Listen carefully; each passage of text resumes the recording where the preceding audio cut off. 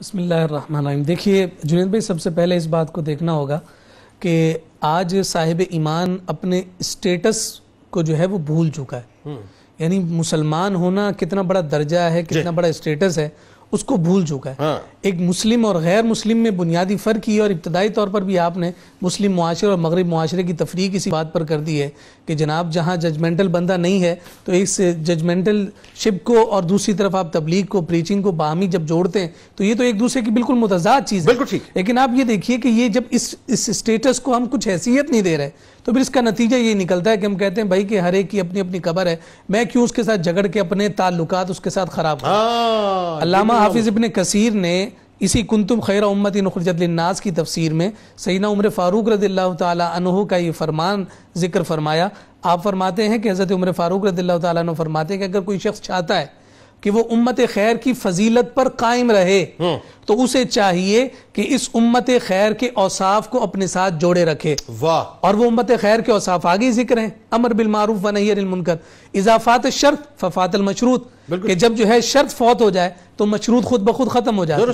تو اگر آپ امت خیر کہلانا چاہتے ہیں اور اس بات کے حقدار بننا چاہتے ہیں کہ آپ کو امت خیر کہا جائے اور ایسی امت کا فرد ہونا اپنے لیے اعزاز سمجھتے ہیں کہ جس امت کا فرد ہونے کے لیے انبیاء خواہش کرتے رہے، اور آپ اس امت خیر کی فرائض منصبی سے اپنے آپ کو دور کر رہے ہیں، تو بتائیے کہ اس سے زیادہ اور کیا ہمارے لیے بدنصیبی اور بدبختی کی بات ہو سکتی ہے. میں یہاں یہ بات بھی عرض کروں، جیسے کہا جاتا ہے کہ جناب یہ کام تو امام صاحب کا ہے، قاری صاحب کا ہے، جو ہے نا مبلغ صاحب کا ہے، وہ تبلیغ کریں، مولوی صاحب کا ہے وہ تبلیغ کریں.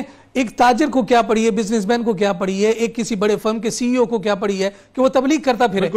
حضور علیہ السلام نے تو اتنی زبردست مثال کے ذریعے سے امر بالمعروف و نہی عن المنکر کو اپنے ہر امتی کے ساتھ جوڑا. حضرت ابو سعید خدری رضی اللہ تعالیٰ عنہ روایت کر رہے ہیں، بخاری شریف کی حدیث ہے، حضور علیہ السلام نے حضرت ابو سعید خدری کو چند صحابہ کو دیکھا کہ وہ رستے کے کنارے بیٹھے ہوئے گفتگو کر رہے تھے. دوسرے دن ملاقات ہوئی تو حضور نے فرمایا کہ رستے میں مت بیٹھا کرو. آقا کائنات صلی اللہ علیہ وسلم کی خدمت میں عرض کرنے لگے، یا رسول اللہ اور کوئی جگہ نہیں جہاں بیٹھ کر ہم باہمی گفتگو کریں، ایک دوسرے کے حالات سے آگاہ ہوں، ہماری مجبوری ہے کہ ہم رستے کے کنارے بیٹھتے ہیں. تو حضور نے فرمایا کہ اگر بیٹھنا ناگزیر ہو تو پہلے رستے کا حق ادا کرو. 4 حقوق حضور علیہ السلام نے ذکر فرمایا. پہلا فرمایا نظروں کو نیچے رکھو، دائیں بائیں مسلمانوں کے گھر ہیں ان میں ان کی عزتیں، اپنی نظروں کو نیچے. مبلغ والی بات آ گئی، مبلغ والی بات. دوسرا فرمایا جو رستے سے گزر رہا ہے جب وہ تمہیں سلام کرے اس کے سلام کا جواب. بہترین. تم رستے میں بیٹھے ہو، رستے کا حق یہ ہے کہ کوئی تکلیف دینے والی چیز ہے اس کو دور کرو.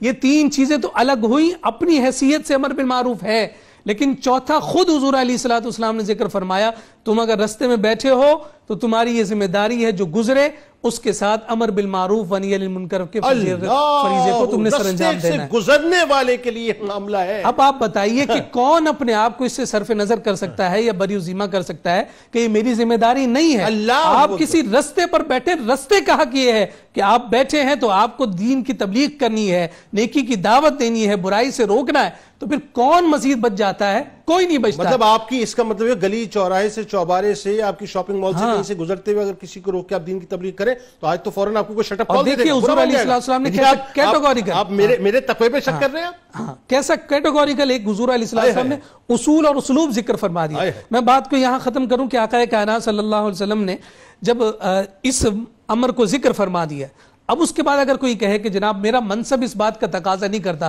کہ میں لوگوں کو روکوں، اگر میں روکوں گا تو لوگ میرے خلاف ہو جائیں گے. اس میں سب سے بڑی بات بزنس مین کے لیے آتی ہے، ایک تاجر کے لیے آتی ہے. وہ کہتا ہے کہ بھائی میرے پاس جو کاروبار کرنے کے لیے شخص آئے گا، جو میرے پاس خریداری کے لیے آئے گا، اگر اس کے مزاج کے خلاف میں بات کروں گا وہ بگڑے گا، میرا کاروبار خراب ہوگا. ایسے ہی ہوتا ہے. وہ چاہتا ہے کہ میں ہر ایک کے ساتھ بنا کر رکھوں، چاہے جیسا بھی کوئی خریدار میرے پاس آئے میں نے اس کے ساتھ بنا کر رکھنی ہے تاکہ مجھے نفع ہوتا رہے.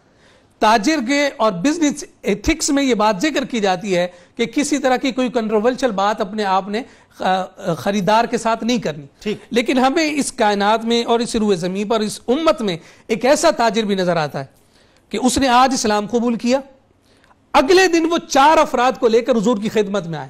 اللہ. اور وہ جو 4 افراد لے کر آئے ان میں سے 3 عشرہ مبشرہ ہیں. اللہ. آج وہ تاجر ہیں، آج اگر اسلام قبول کیا ہے تو کل وہ تاجر بھی ہیں اور مبلغ بھی ہیں اور حضور علیہ الصلوۃ والسلام کے پاس 4 افراد لے کر آئے، یا رسول اللہ میں نے ان کو تبلیغ کی ہے، یہ اسلام قبول کرنے پر آمادہ ہو گئے، انہیں اپنی غلامی میں قبول کر لیے۔ اس عظیم تاجر کا نام جناب صدیق اکبر، سبحان اور اللہ، انہوں نے اس بات کو بیان کر دیا، کیا قیامت تک کے مسلمانوں کے لیے اس بات کو ذکر کر دیا ہے کہ تم صرف تاجر نہیں ہو، تم اب مسلمان تاجر ہو، اور جب تم مسلمان تاجر ہو تو پھر مسلمان تاجر بحیثیت مبلغ ہو، اپنی اپنی حیثیت، اپنی اپنی استطاعت، اپنے منصب کے مطابق تبلیغ کرتے چلے جائیں، یہی فریضہ ہے اور یہی دین اور شریعت کا حسن۔